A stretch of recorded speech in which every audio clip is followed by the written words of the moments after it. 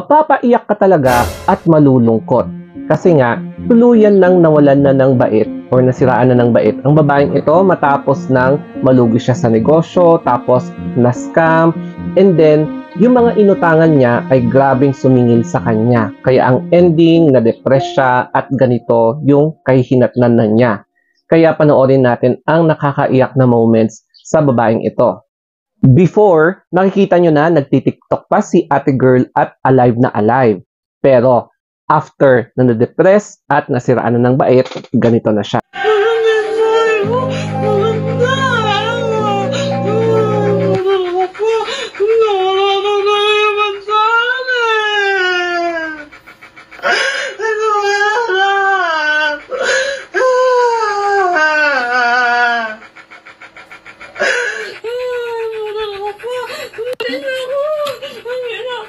Dito ka sa bahay. Dito ka sa bahay. Hindi, bahay. Andito bahay mo. Uwi ka. Dito bahay mo. Maganda yung bahay mo.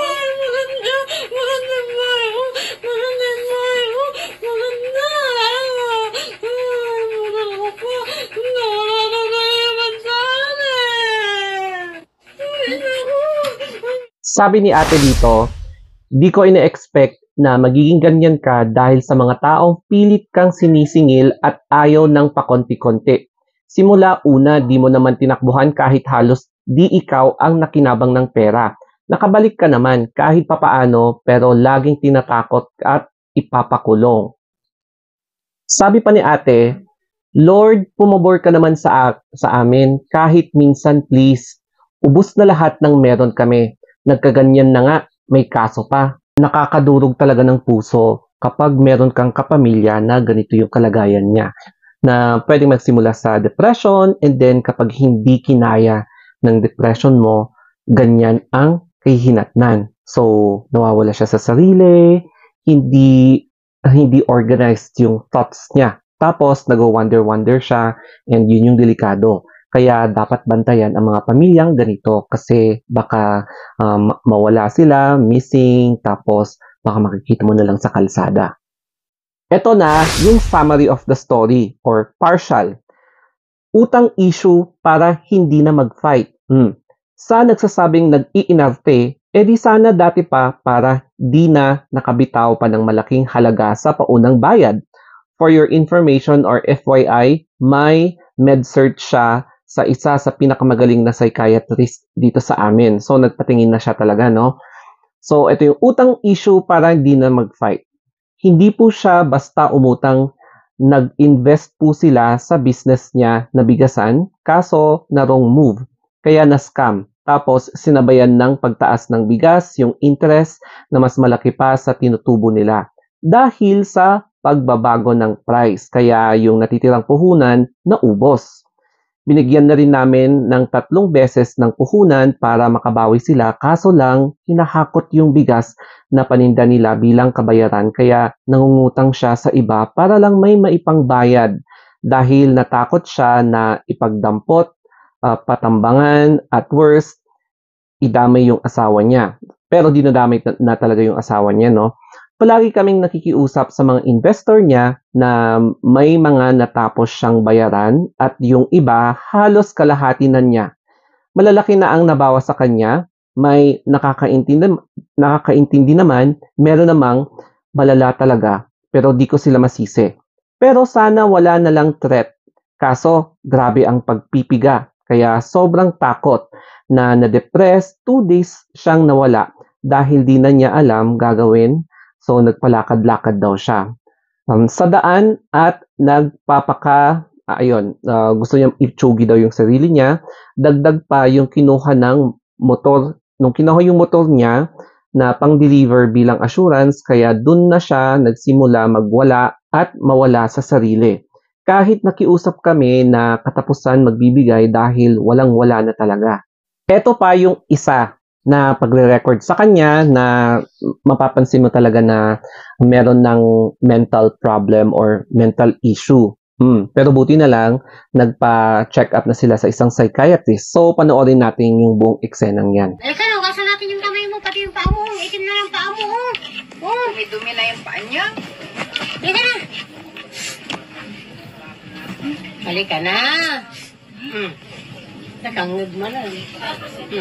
Tugtog yun. Na nakakita di dyan, na naabutan niyo pa. Sampay nga gasto eh. Hindi na nakaabutan niyo kanya. Jay hospital. Ay, hospital. Jay police. Pulis ang nasidaw. Napag kami pelapas. Buti sinanila sa akin na sa transition. Ha? Kung hindi. At na nag-send. Tapos yung bagada yung sigida sa Jay. Yata kami na pala. Nakandita aja ba kailangan na sentiment. Bisinita na talaga kaso po ang nakita ko po. Hindi na unang kami. Nakamamamotoran pa dyan. Huwag mo hayaan na lumabas. Yan yung kahit na nung huwag yung pababayaan sa labas. Ganito yung karapat-dapat talaga na mabigyan ng tulong or help, especially sa pagpapagamot sa kanilang mental health issues, no? Tapos, gusto ko din i-credit kay Marama Kate Cachuela, kung correct yung pagka-pronounce ko. So, yan po yung kanyang TikTok account, tapos meron din yung Twitter account. So, kung interesado kayo maki-reach out sa kanila, direct message nyo na lang siya kasi kabahay niya yung tao na, alam niyo yon, may kalbaryo talaga sa buhay. Dahil sa nagkandalet-letse yung buhay niya, mukhang hindi nakayanan ng kanyang mental and psychological health. And although hindi ko personally kilala sila, I hope na itong video na to ay maraming makakapagbigay ng tulong para sa kanila, no? I hope na mapansin sila ng KMJS or ma-feature sila kasi hindi talaga biro ang depression.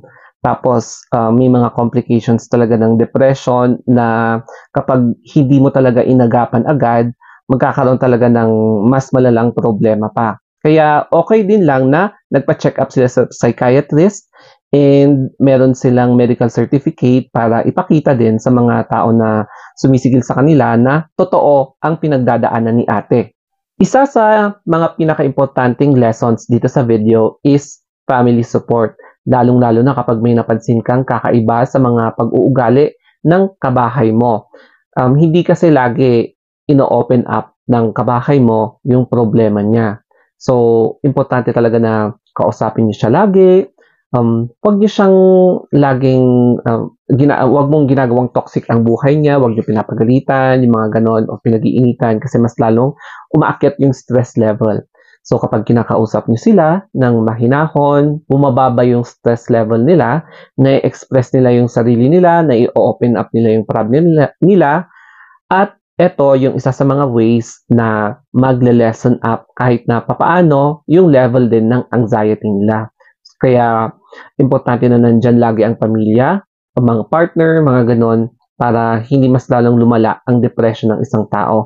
And of course, dapat compliance kung may tinitake siyang prescribed na prescription para tuloy-tuloy yung pag-recover niya. And yes, buti na nga lang hindi siya inadmit sa mental facility kasi 'di ba nakakausap naman siya eh. Pwede naman siyang parang yung mga simple commands sinusunod naman niya. Kaya constant communication lang is the key para slowly na pwedeng bumalik siya sa dating siya, 'di ba? So sana may natutunan kayo dito sa video na ito and I hope na nakaka-relate din kayo and sana nakatulong din. Thank you so much and always stay safe and always think positive.